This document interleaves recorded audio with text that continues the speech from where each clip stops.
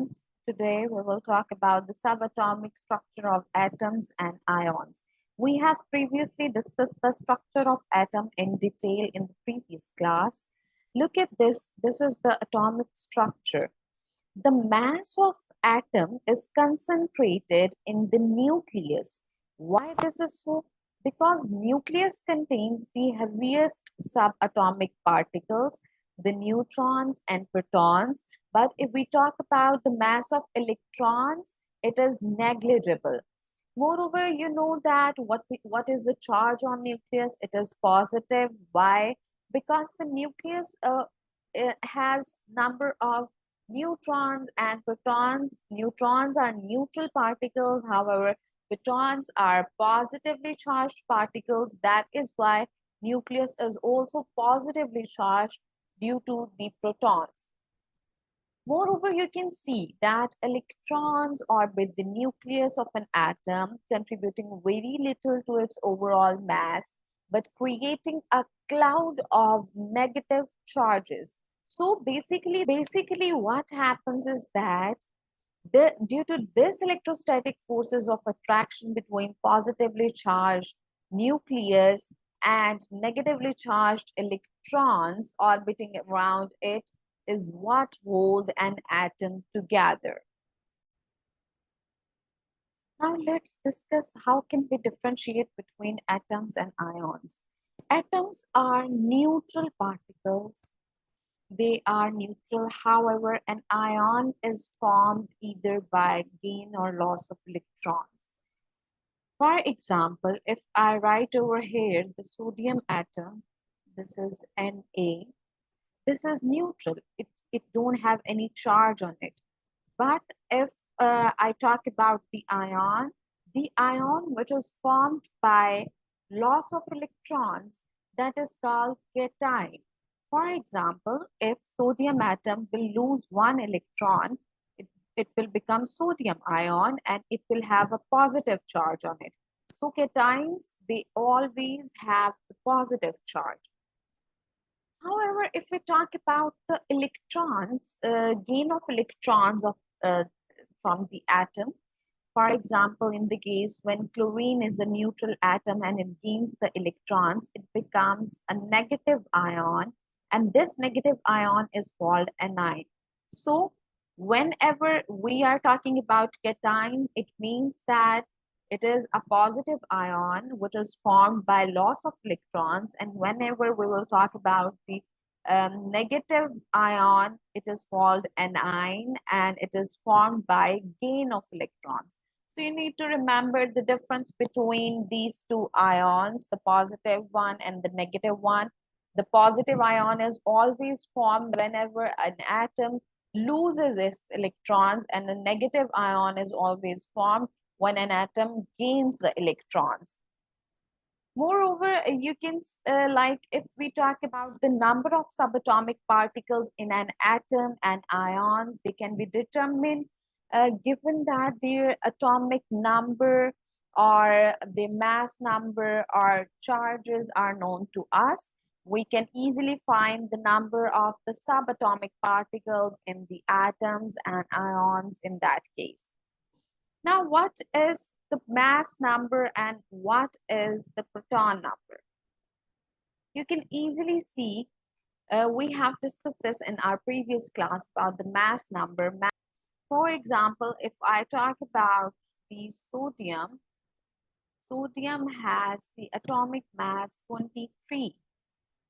It means that this value 23, it is coming collectively from the number of protons and number of neutrons. But if I talk about the atomic number, it is the number of protons. So sodium has the atomic number 11. It means that sodium has total 11 protons in it. Moreover, this atomic number also refers to as number of electrons in case of the neutral atom. So you need to remember this, that the atomic number, it refers to the number of protons or number of electrons as well if it is a neutral atom. Okay, so first question is that we need to find the number of protons and electrons in calcium ion and carbon atom. Okay, so if I write the calcium ion Ca plus 2 means this calcium has deficiency of 2 electrons. But if I talk about the number of protons, it is 20 because calcium has atomic number 20. The atomic number of calcium is 20. That is why it will have 20 protons. It will have 20 electrons if it would be a neutral atom. But in this case, in the form of an ion, you can simply see it has lost its 2 electrons. So that is why 20 minus 2, it's 18. So calcium ion has total 18 electrons, however 20 protons. Now let's talk about carbon. Carbon has the atomic number 6. So it means that it has 6 protons and 6 electrons. It is neutral in this state. It is a carbon atom. It has 6 protons and 6 electrons. Now, let's talk about the next question. An unknown atom of element Y has mass number 63 and 34 neutrons. Find the number of protons and identify the element. Okay, so now we have an unknown element Y. It has mass number given to us, it is 63, and number of neutrons are given to us, which are 34. We need to find the number of protons. It is simple. We know about the mass number, we know about the neutron number. How can we find the proton number? Simply minus the mass number by the number of neutrons, we can get the protons. So 63 is the mass number minus neutron are given to us. They are 34 in number equals my answer is 29. It means the element Y has the number of protons 29. It means that 29 will be the atomic number of element Y. I can easily identify by looking at the periodic table.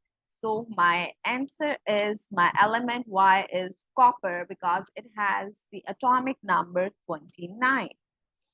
So in this way, you will deal with such kind of the questions. Let's talk about the other one. Okay, we need to find the number of neutrons in magnesium ion.